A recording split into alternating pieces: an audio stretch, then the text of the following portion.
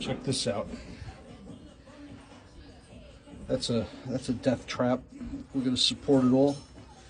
Hot water line is galvanized. I never see that ever. 1 inch for the kitchen. So the plan is, because I don't have access below or above, we're going to put supports, cut and thread, and go from there. Look at this shit. Oh boy.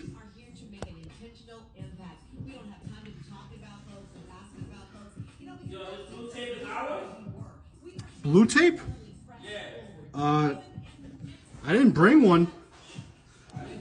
I didn't bring one.